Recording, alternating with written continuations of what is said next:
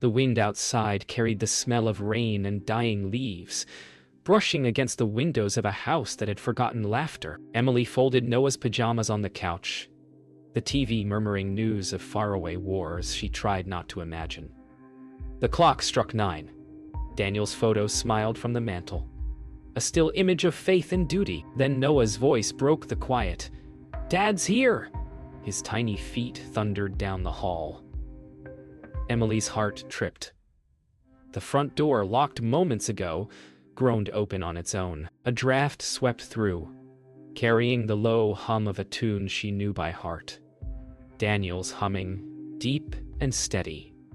The same melody he sang when holding Noah as a baby. Her pulse stuttered as every light flickered, shadows stretching across the walls like reaching arms. Noah whispered from the doorway, eyes wide. "He's in the hall, Mommy. He says you lied." The night refused to settle. Emily sat on the couch, arms wrapped around her knees, while Noah slept upstairs.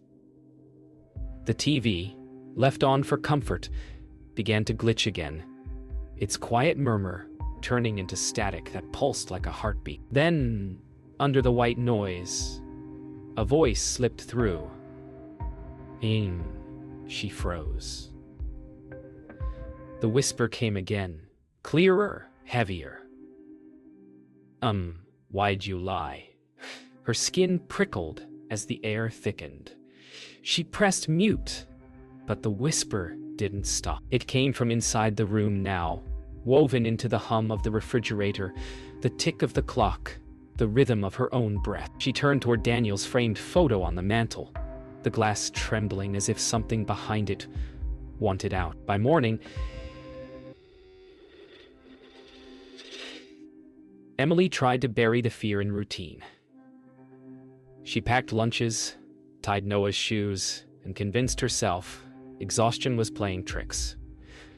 But as she opened the front door to leave, it slammed shut with violent force. She jerked back, her breath catching. Noah blinked up at her. "Daddy doesn't want us to go," he said simply, his tone calm, as though reciting fact. Emily's hand shook as she turned the handle. It wouldn't move. Her reflection stared back from the brass knob, eyes wild. The house felt alive, breathing against her will. Somewhere deep in the walls, that same hum returned. Daniel's melody. Only slower this time, almost mournful. That evening, Noah sat cross-legged on the floor, drawing quietly as rain drummed against the windows. Emily washed dishes, forcing normalcy. When Noah finally called out, "Mommy, look!" she dried her hands and turned, and froze. His drawing showed 3 figures, a woman, a child, and a man standing behind them in a dark hallway. The man's eyes were black circles, and red lines trailed from his mouth. "Daddy's watching," Noah said cheerfully. The hum began again, faint through the rain. The lights dimmed. The photo of Daniel on the wall shuddered, then fell face first onto the carpet. At 10:14 p.m., the doorbell rang. Emily startled from half-sleep, heart pounding. The rain had stopped, leaving the world muffled and slick. She peered through the peephole. No one stood outside. Only Daniel's duffel bag remained on the porch, damp and streaked with mud. She opened the door a few inches, whispering his name into the cold. A low knock echoed behind her. From inside the house, she turned sharply, eyes searching the dark hallway. The hum rose again, steady and close. From the reflection on the window, she could see her own face, and over her shoulder, another silhouette forming slowly beside her. The rain left the world rinsed and brittle, a silence that made every appliance sound like it was thinking. Emily brewed coffee she wouldn't drink and watched the steam rise in nervous veils. Her phone buzzed on the counter, a text from Daniel's number. At first she thought it was a pocket ping from halfway across the world, some glitch of satellites and grief, until she opened it. A photo of her kitchen window taken from outside, tonight's condensation fogging the glass, her own silhouette faint within the reflection. Another text arrived. "Let me in. She locked the back door and checked it twice. 3 times. Until the cold seeped into her bones. The kettle clicked off. Across the room, Noah's crayons rolled by themselves. A patient scrape along tile. Her phone buzzed again, insistently, as if a finger she knew by heart were pressing send. By noon, her denial thinned to threads. She called the base, voice steady, hands not. The liaison's tone was professional, reluctant. Daniel's alive. Communications limited. Location undisclosed. She thanked him and hung up to find 3 more messages waiting. Short clips with no sender name, just the number she'd memorized in better years. The first showed their mailbox from the sidewalk, filmed in a slow approach. The second, the staircase inside their home from the bottom step looking up. The third, Noah's bedroom door, closed, with the camera inching closer as if tasting fear. Emily swallowed the shriek clawing at her throat and climbed the stairs, each step a negotiation with terror. At the top, she found a single dog tag on the runner, metal cold as river stone, etched with Daniel's name. Her phone pinged once more. "Tell the truth," she dialed Claire. Relief arrived with a badge and a skeptical squint, the living room suddenly feeling smaller under the authority of a friend. Emily showed the texts. Claire took notes, thumbs flicking through evidence, mouth tightening at the videos. "Could be spoofed," Claire said, but her voice lacked conviction. They checked locks together. 2 women moving in tense choreography. Front, back, windows, basement hatch. In the hallway, Claire's pen rolled uphill. A whisper's width.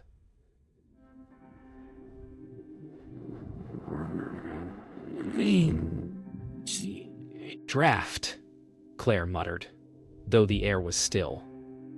Noah wandered down the stairs, sleepy-eyed, and asked if Daddy could come in now because he was cold. Claire's gaze met Emily's, a fragile bridge of dread. The phone on the mantel vibrated again, rattling Daniel's frame against the stone, the hum threading up through the floorboards like a memory clearing its throat. That evening, the house refused light. Bulbs dimmed as if ashamed to witness. Emily set her phone on speaker and called Daniel's number, the ringtone marching into the cold like a soldier alone. On the 4th ring, the call picked up to breathing, familiar, deliberate, followed by a sound she knew too well. The low hum of their wedding tune. She clutched the banister, tears sliding from the shelf of her cheekbones. "Daniel," she whispered.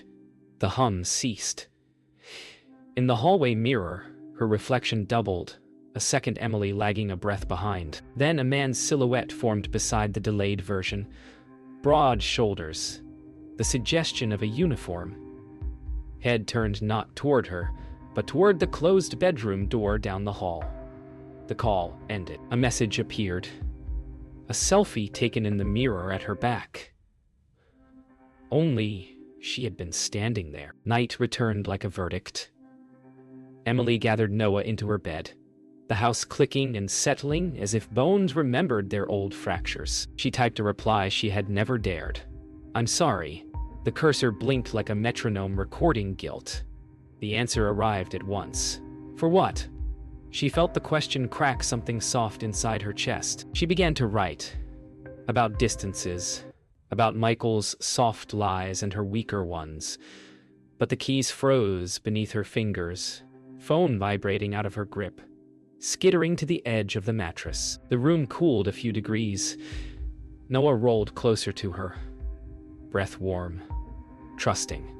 From the hallway came footsteps that ended at the door. A final text appeared without sound. A photo of Emily and Michael kissing in a parked car last spring. Beneath it, 3 words I already know. The morning came brittle and silent, carrying news that shattered Emily's fragile reality.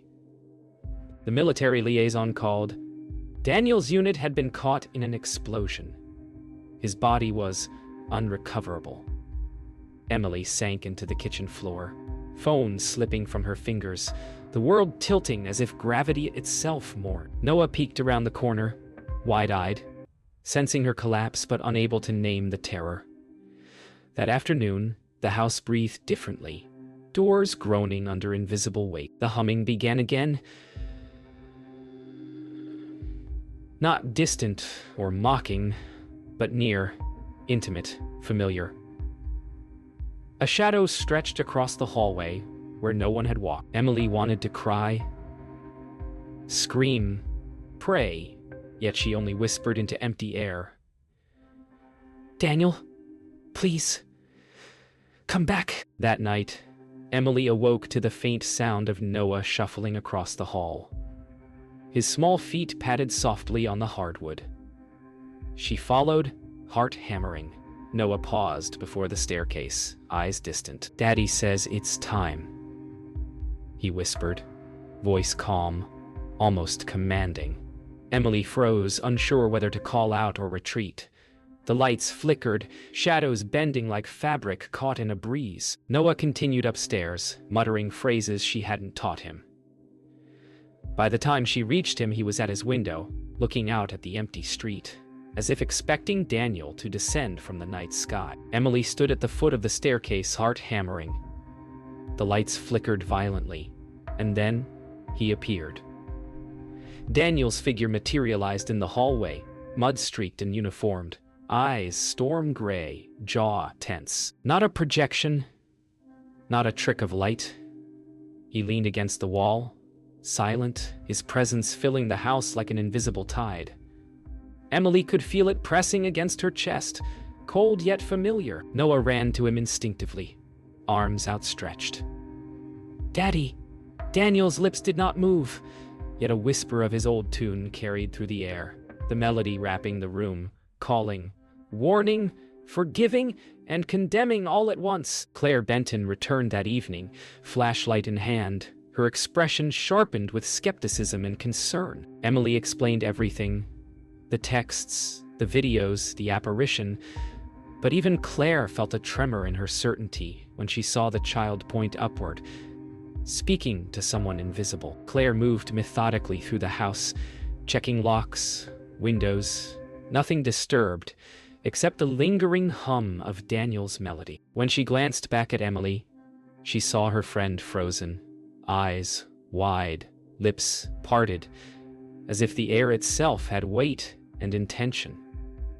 For the first time, Claire doubted logic could contain reality. Late that night, Emily found a single dog tag lying on the hallway carpet, untouched since the previous messages. Her fingers trembled as she lifted it, cold and heavy. The humming swelled suddenly, circling the room, pressing against her eardrums and chest alike. Noah clung to her side, whispering, "He's telling us something." Emily stared into the dark, finally acknowledging the impossible. Daniel had returned, not just in memory, not just in grief, but here, watching, waiting. His message was no longer in text or image.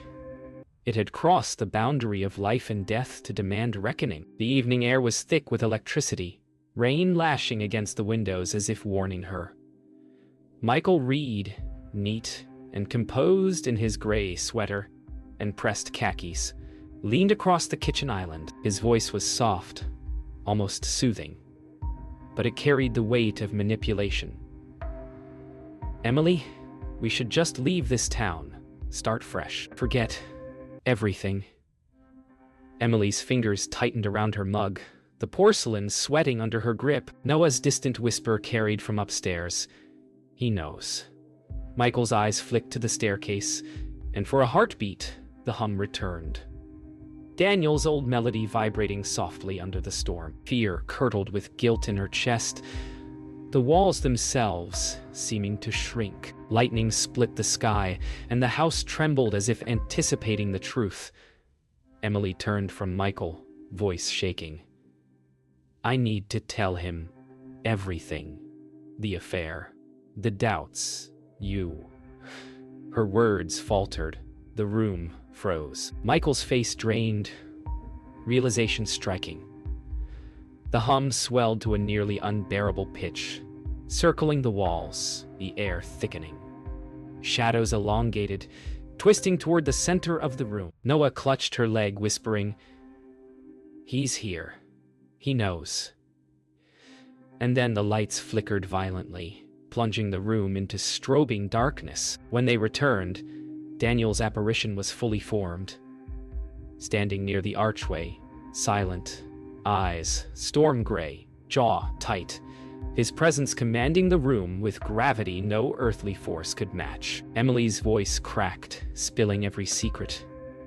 The affair with Michael, the doubts about Noah's future, the moments she had wished for a simpler life. Her hands shook, clutching at the dog tag Daniel had left on the staircase weeks ago. The hum responded to each confession, rising, falling, testing, judging. Daniel's spectral eyes softened and hardened in rhythm, absorbing every word. Noah whispered beside her, "He forgives." Emily had no answer. She only hoped truth might stave off the retribution that gnawed at the edges of the room. The house felt alive, listening, waiting, for the moment when judgment would descend. Michael, cornered and pale, stumbled backward, his voice rising. This isn't real. You're imagining." The hum roared, louder now, a tidal wave of sound vibrating through his chest. The temperature dropped, breath fogged in front of him. Shadows peeled from the walls, coiling like serpents. He stumbled toward the door, but it slammed shut with impossible force. Daniel's storm-gray eyes bore into him through the room, silent accusation flowing from them, each heartbeat echoing like judgment. Michael's rationality crumbled. He understood that the consequences of deceit were no longer human to contain. Emily sank to the floor, exhausted, the weight of guilt lifted but replaced by fear. Michael's breath came in ragged gasps. He slumped, defeated, fully aware he could not escape the reckoning. The hum softened, becoming almost melodic. Daniel's figure drifted closer to Emily and Noah, watching them, silent but protective. For the first time, Emily felt the unearthly presence, not as threat, but as mediator. A force balancing love, betrayal, and justice. The room was still again, yet charged, as if the house itself had exhaled, acknowledging that truth had been told and consequences set into motion. Michael could no longer stay. The air in the Carter house felt like it was pressing against his chest, each breath weighted with accusation. He grabbed his coat and muttered, "I just need to leave. I can fix this." The storm outside seemed to obey him, wind thrashing rain against the windshield as he sped down the empty streets. But the GPS flickered. Headlights dimmed unnaturally. The wipers refused to clear the glass. And then, in the rearview mirror, a figure appeared on the back seat. A spectral Daniel. Eyes storm gray, jaw tight, expression unreadable. Michael's hands clenched the wheel, heart hammering as the ghostly presence leaned forward, silent. A judgment without mercy. The road ended suddenly in a slick curve. Michael's car fishtailed, tires screeching against wet asphalt. Time slowed as if mocking him. He screamed, slammed the brakes, but the vehicle refused obedience. The car spun, glass shattering, rain pounding the roof, and then silence. When neighbors arrived, the sedan lay twisted, smoke curling from the hood, its interior empty of life, except for Michael's hand still gripping something cold and metallic. Daniel's dog tag, clenched as if judgment itself had it, forced him to witness the truth one last time. Emily returned home after the chaos of police calls and flashing lights, heart raw and shaking. The house seemed quieter than ever, yet heavy with lingering energy. She walked slowly through the rooms, tracing her fingers along familiar furniture. The dog tag in her pocket a reminder of Daniel's presence. She whispered apologies aloud for herself, for Michael, for the lies that had nearly destroyed them. The hum returned softly, wrapping around her like a lullaby from beyond, and in the silence she felt Daniel's eyes on her, watchful, not angry, but ensuring she remembered that truth and love must coexist, that karma had done its done work, work. Noah slept peacefully that night, cradled by Emily, unaware of the full scope of events but deeply attuned to the lingering presence. Emily sat in the dim lamplight, tracing letters in a notebook, trying to process guilt, relief, and grief all at once. From the hallway came a soft hum, almost musical, carrying warmth instead of accusation. Daniel's figure stood at the threshold, just beyond reach, watching over them, a silent sentinel. No words passed. None were needed. Karma had executed its course, betrayal confronted, and Emily knew that for the first time, the house and her life felt aligned with a fragile but undeniable justice. The storm passed, leaving streets washed and glimmering under the moonlight. Emily walked through the house, touching each room lightly, breathing in quiet for the first time in months. The dog tag lay on the mantel, glinting softly.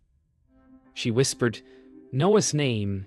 He ran to her with a hug, curls damp from a late-night shower, blue eyes bright with trust. Outside, the wind rustled the maple leaves, carrying a faint melody.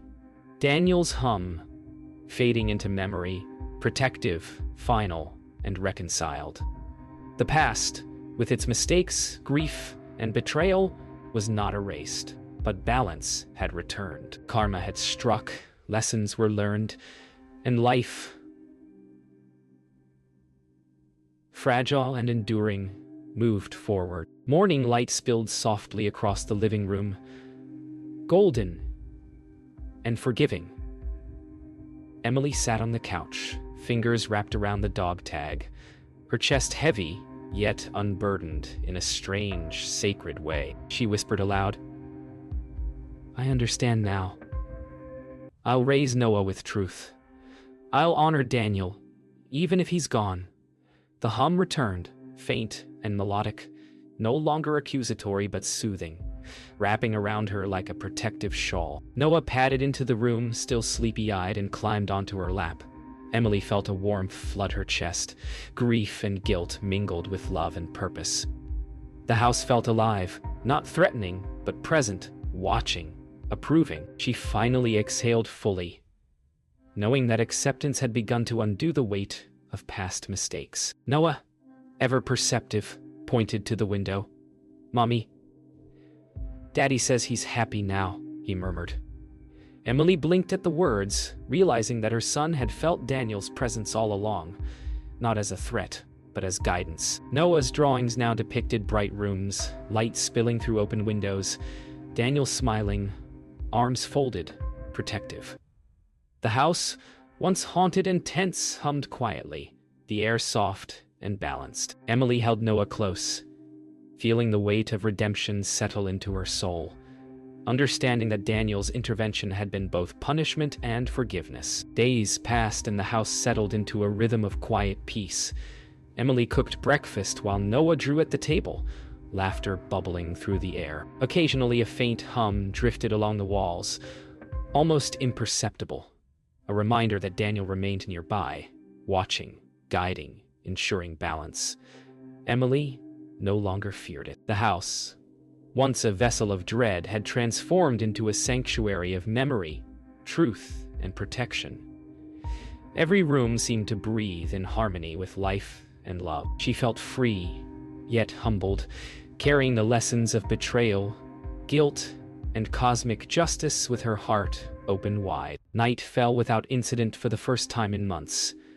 Noah slept soundly beside Emily, curled against her side, toy plane still in hand. Emily sat in the dim glow of the bedside lamp, tracing lines in a journal, recording the past, the lessons, the moments of terror that led here. She whispered, "Thank you," not fully knowing to whom, as the faintest hum threaded through the room.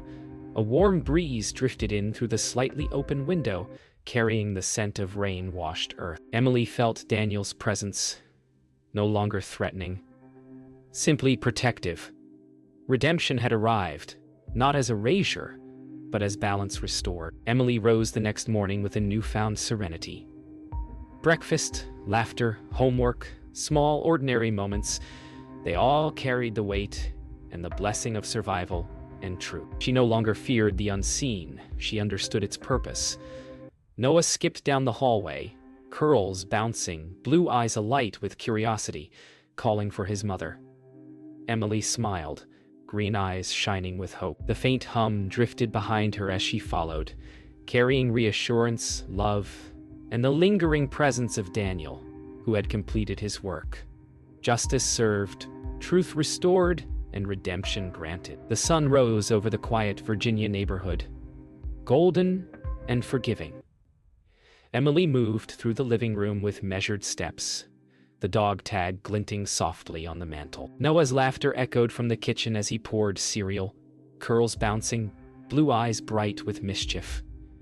The house was calm, ordinary, yet layered with memory. Emily paused by the staircase, sensing Daniel's presence one last time. Not haunting, not judging, but watching, approving, protective. She whispered, "We'll be okay," and felt a warmth sweep through her chest, the hum fading gently into memory, leaving a quiet peace she had longed for months. Noah ran into Emily's arms, waving a crayon drawing. "Look, Mommy!" Daddy's smiling. The picture depicted a sunny room, golden light pouring through windows. Daniel standing behind them with open arms, Noah's little hand reaching for his, Emily's hand in his. Emily held the drawing, tears slipping down her cheeks, not of fear, but relief. The past, grief, betrayal, guilt, had been honored, acknowledged, and balanced. Daniel's hum echoed faintly in her mind, a lullaby of protection, a promise that love endures even when life is fragile and justice is fulfilled. Night fell, calm and quiet. The storm of the past months replaced by gentle stillness. Emily tucked Noah into bed, his curls damp from a bath, blue eyes slowly closing. A toy plane clutched to his chest. She kissed his forehead and whispered, "Good night. Daddy loves you." A faint breeze drifted through the open window, carrying the subtle scent of rain-washed earth. Emily sat beside the bed, dog tag in hand, feeling Daniel's presence one last time, a whisper of warmth and love, then nothing. Peace settling over the household like a soft blanket. Karma had run its course. Truth had been honored. Redemption achieved. The next morning, Emily prepared breakfast with a sense of lightness she hadn't felt in months. Noah skipped down the hallway, blue eyes bright, curls bouncing, calling for her. She smiled, a full, unburdened smile, heart steady. The faintest hum echoed in her memory, a reminder that Daniel's love and judgment had shaped them, not consumed them. She realized life could continue. Messy, fragile, but whole. Karma had been served, forgiveness granted, and the future awaited with quiet hope. As Emily and Noah shared breakfast, she glanced at the staircase, half expecting to see Daniel. Nothing moved. Yet in the corner of her eye, she felt warmth, approval, and presence, a final affirmation. Life continued, fragile and beautiful. The past was honored, karma complete, and the house, once heavy with judgment, now hummed with peace. Emily reached for Noah's hand, squeezing it gently. "We'll be okay," she said, voice steady, heart full. Outside, the wind rustled the maple leaves, carrying a faint, comforting melody. A final goodbye, a promise kept, a lesson learned.